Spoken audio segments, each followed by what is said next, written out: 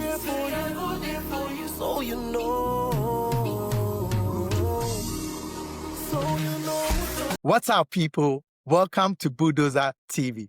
Today, let's talk about Nigeria after the abysmal World Cup qualifying display against the Democratic Republic of Congo. Just think about it. Out of 48 teams that are going to represent their countries in the 2026 World Cup, Nigeria wouldn't be part of it. Imagine a country of 230 million people, and Nigerians are scattered all over the world. With their talents and with all the talent they do have, they weren't able to qualify even after the expansion of the World Cup from 32 nations to 48 nations.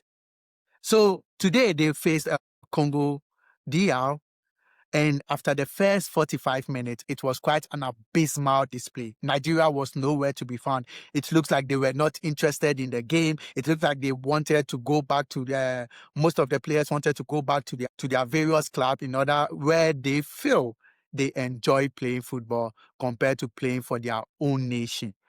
Like, because they were non-existent, they played nothing, they were rubbish throughout the second half and the 30 minutes of extra time. And it was quite an abysmal penalty. Like, comparing all these professional players playing such a woeful penalty. I always say I've never been a professional footballer before, but I've played football at some level. And I know, even though I'm not a professional, I wouldn't be playing such an abysmal penalties.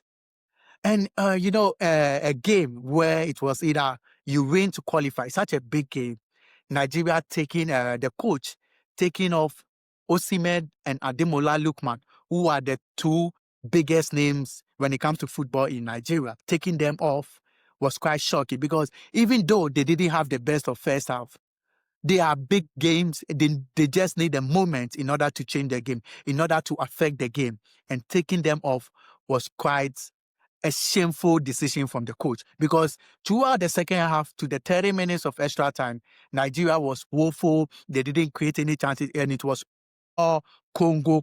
There was only one winner in the game, and that was Democratic Republic of Congo. And kudos to Democratic Republic of Congo. Since 1974, it looks like 2026 is going to be a year they are going to return to the World Cup.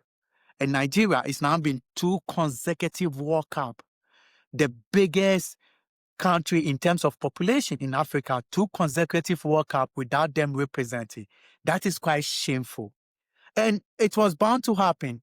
From the beginning of the World Cup qualifiers, they've been shameful, they've been rubbish, they've been garbage, changing managers like it was just like a kid changing diapers. Yes, Nigeria has been very, very woeful, and we all predicted it. We all knew they wouldn't go far. Yeah, when we talk about talent, they are the country with one of the biggest talents. You have Victor Osimhen, who is one of the biggest strikers in the world. But when you look at the team, they have the names, but they don't have the teamwork. You can have the names, you can have the stars, you can have all the accolades, but football is a team sport. It's made up of 11 players on the field, and you need them to work together like an orchestra, working together to make a good melody. And Nigeria didn't have it. So it was a shameful display. It was a rubbish display, and they deserve it. Now they can go back and eat their eba. They can go back and eat whatever they want to eat and then do back because they didn't deserve to be in the World Cup. Honestly, changing managers like a kid changing diapers, all their turmoil and all that, they've not really played well. It's just been lack and some kind of energy at the latter stages of the World Cup qualifiers that put them through. But it is the end of the road for Nigeria, and hopefully they do well in the upcoming African Cup of Nations. But we would, as a Ghanaian, I would have wanted to see Nigeria in the World Cup because Nigeria and Ghana are brothers, we are neighbors, we go about our banter and now it's just going to be Ghana, which is quite a shame. But if you don't deserve to be in the World Cup, but there is nothing we Ghanaians can do. So it was an abysmal display, and I think the whole Nigeria FA should look at themselves, how shameful and how disgraceful they've been after an expansion of a 32 nation World Cup to a 48, with Africa getting 10 slots at least, and you cannot qualify. With South Africa being deducted 3 points for fielding an ineligible player and still not qualify.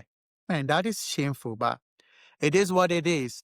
We cannot beat them in Jollof, and then we beat them in football. The only thing they can beat us is their population, because they have about 230 million people, and it seems like even with that amount of people, there is still no talent.